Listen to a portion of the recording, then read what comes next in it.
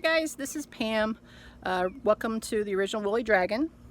And so this is just kind of a short little video. I was outside yesterday morning. It was actually, we had a little bit of a cool spell in the 70s. And I was sitting in the shade after watering some plants in the garden, and just took a pause to enjoy what I was seeing. The sights and the sounds, the birds chirping and the cats running around and the plants and how things are going. And I'm always amazed, winter time things are just, so dead, and you don't really see a whole lot of change.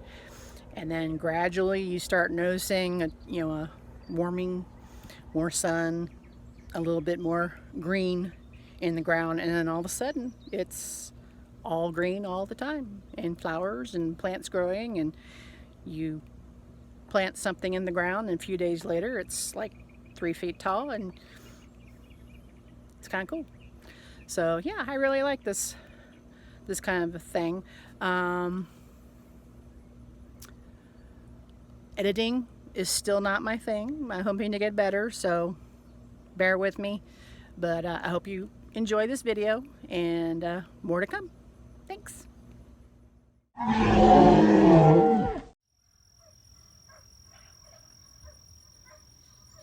My phenomenal lavender.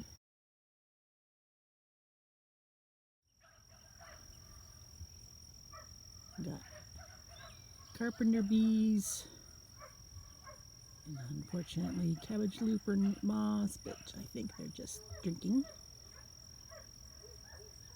I'm okay with that. And then we got oregano that's flowering. There's a bee on it. Hey, bee.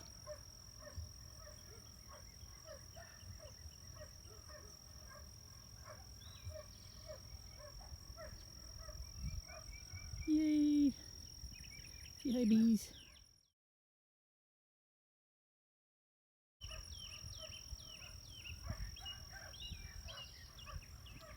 There's something very relaxing about sitting in the shade on a fairly nice morning, early afternoon, and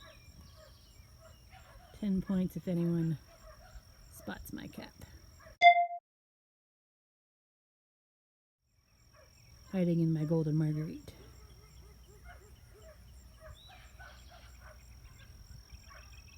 And of course the ubiquitous dogs in the background. Not mine. And back to the lavender. Yay! Here's a more up close and personal to the phenomenal. And in comparison, there's a regular.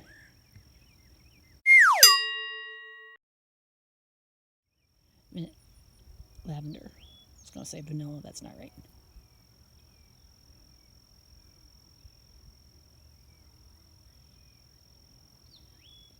Liking this lavender. I'm going to have to try and see if I can do cuttings.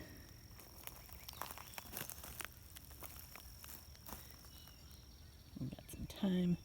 This is supposed to be a Mediterranean bed,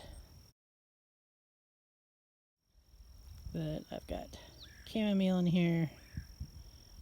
I've got a dill, creeping thyme, cosmos, and there's some catnip there in the back corner. Weeds. A little bit of comfort that I really need to get out of here. It needs a lot more water than these plants seem to be okay with.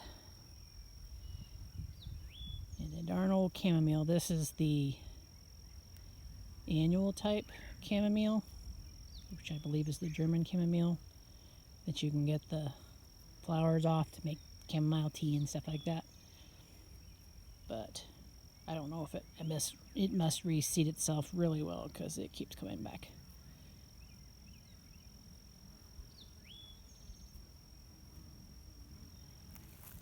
And here's another little bed. Here's the oregano that's flowering, because I just don't use that much oregano.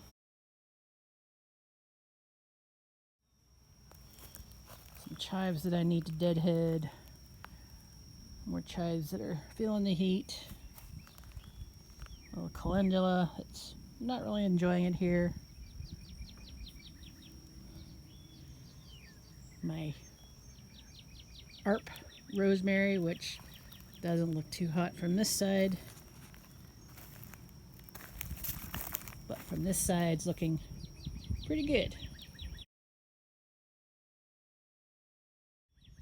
Considering she's 10 years old and she's moved from Pennsylvania to Orlando, Florida, and now here to Tennessee.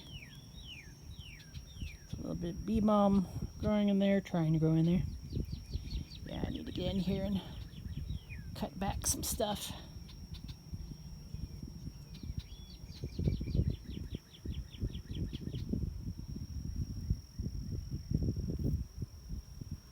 And then there's my little planter.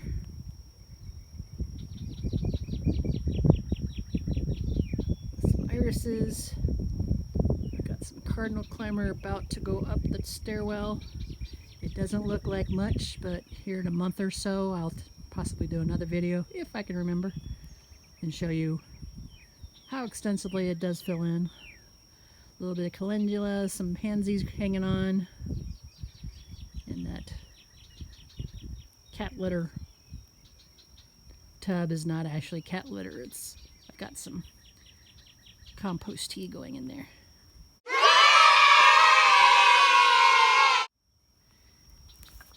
And this is my poor little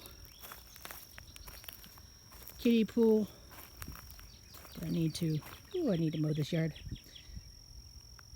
That I started 4 years ago, and it's pretty much disintegrating now. But if you're ever in a bind, wanting something to plant in, you don't have enough space or enough money to buy raised beds or build raised beds or anything like that, go to dollar store, Walmart, whatever.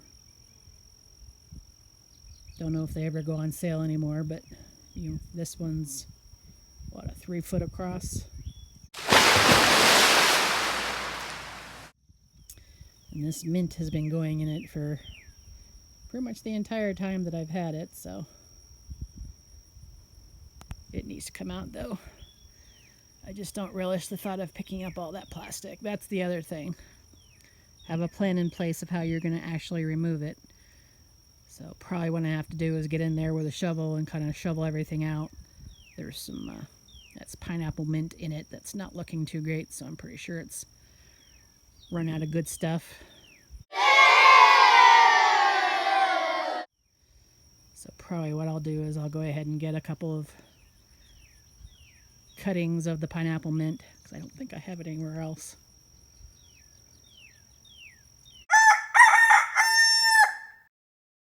And then shovel it up,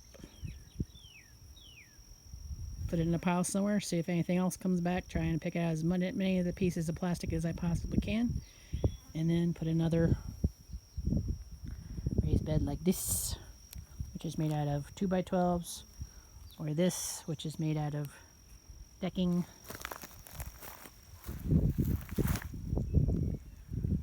Decking boards, 6-inch decking boards.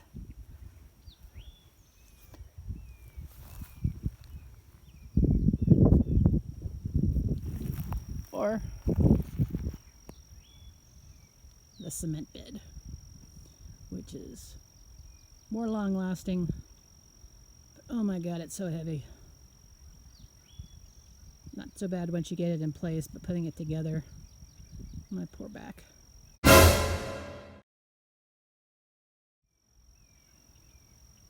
But these days, doing the cement blocks as a raised bed is probably cheaper right now than doing the wood lumber beds, and will last a lot longer. So this is my first raised bed. It's the one made out of the 2x12. It's starting to separate here in the corner, but it's been here like 6-7 years, so I'm not mad about it at all. And it probably, I mean, it's not the most aesthetically pleasing, but